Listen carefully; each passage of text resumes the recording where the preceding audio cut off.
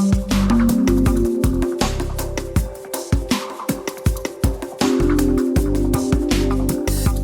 in Vancouver with Andy Schectman. He is the president and owner of Miles Franklin Precious Metals.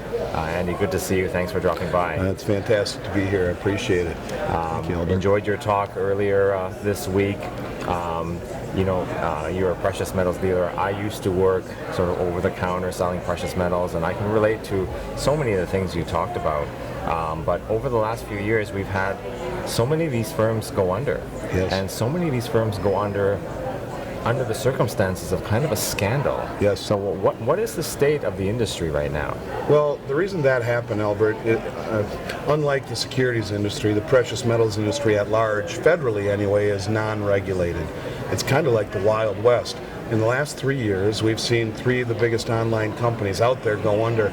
3 years ago, it was Tulving out of Newport Beach, California, somewhere in the neighborhood of $35 million stolen. Actually, $50 million stolen, I believe was the final number. 2 years ago, it was Bullion Direct out of Austin, Texas. That was $35 million missing and or stolen. And last year, the one that really surprised the industry was Ross Hansen Northwest Territorial Mint. They were one of the biggest, if not the biggest in the country. Again, a huge 5-year-long Ponzi scheme, according to GoldSeek. In all, north of $100 million is missing in the last 3 years, and the 3 owners of 3 of the largest companies in the country have gone to prison.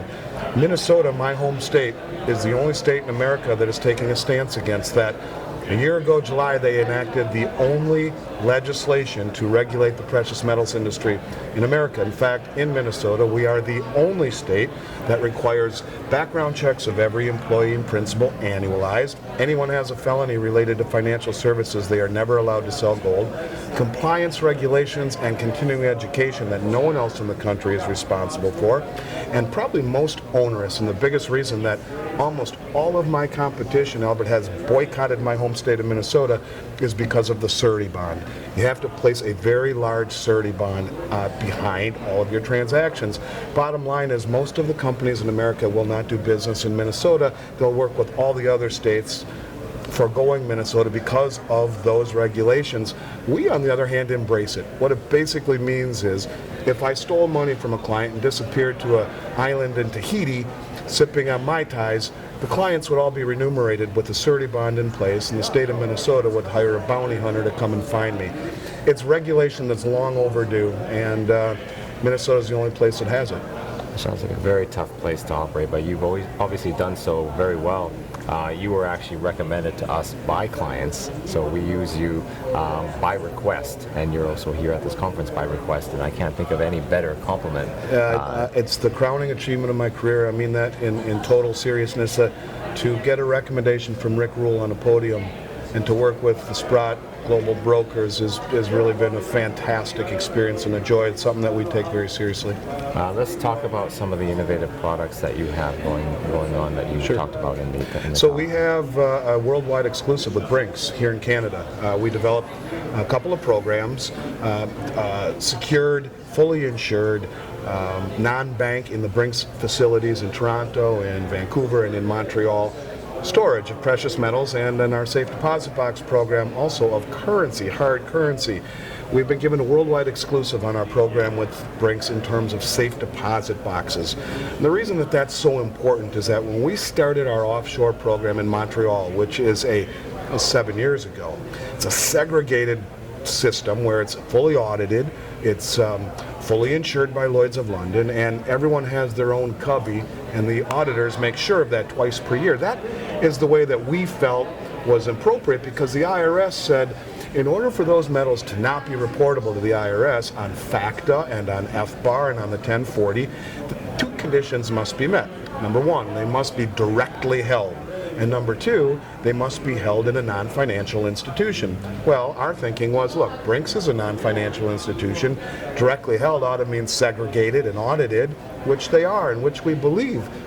But to dot the I's and cross the T's along the way, I asked the IRS, what is directly held? I asked them for 3 years through 3 different attorneys to the tune of thousands and thousands of dollars in attorney's fees, always anonymously. Mr. IRS, what is the definition of directly held? We want to know, so we do it right. They never answered. Finally, they came back and said, you know what? We reserve the right to not answer. So it left us hoping that we were doing things right. About a year later, they came out with a clarification. And if your listeners Google FACTA, FACTA/FBAR, FBAR comparison chart, you will see what pops up is precious metals held offshore in order to be compliant to both FACTA and FBAR and not reportable must be directly held in a non-financial institution, example, safe deposit box. So we went to Brinks a year ago, about a year and a half ago, and asked them if we could develop the first and only fully insured safe deposit box program here in North America. And they acquiesced, they gave in, they said, let's do it. We have a worldwide exclusive on the only fully insured safe deposit box program in North America. The metals go up into the box or hard currency into the box where they are fully insured. A certificate is sent to the client. The key and the spare are sent to the client, and they're good to go.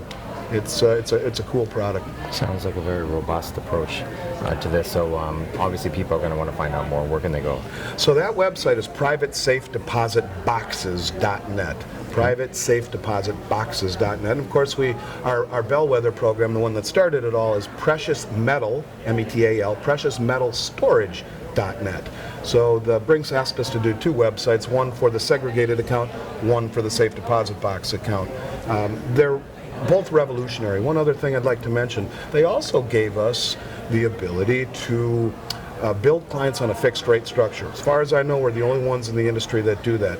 Meaning, the largest component of cost in storage, and this applies to both of our accounts, but the largest cost of storage in any account is insurance. And if what you're insuring rises in value, so too does the cost that you pay to insure it. We have negotiated a fixed rate structure with Brinks whereby you're betting on the come with us in that we do not charge you on the value, but on the number of ounces that you put in. Bottom line is, if you believe gold and silver are going higher, a fixed rate plan is the best way to go. Your storage rate will not go higher. With everyone else, it moves up commensurate with the increase in the metals. Right, and of course, if you're of the belief that gold's going sky high, this is going to be a very important factor. Absolutely, absolutely. Privacy, liquidity, flexibility, all of it wrapped up nicely in your own safe deposit box or in your own segregated storage account. We're very proud of it. Well, thank you very much. I'm here with Andy Schectman, president of Miles Franklin Precious Metals. Thank you very much for joining me today. I always appreciate the time. Thank you.